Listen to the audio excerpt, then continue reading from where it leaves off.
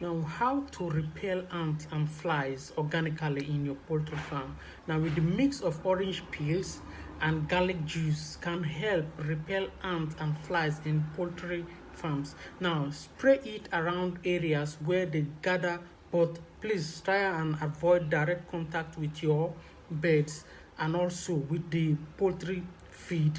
Try and avoid direct contact with the birds when spraying it, and also you should not get in contact with the feed of your birds. So this is how you can repel ants and flies in your poultry pen.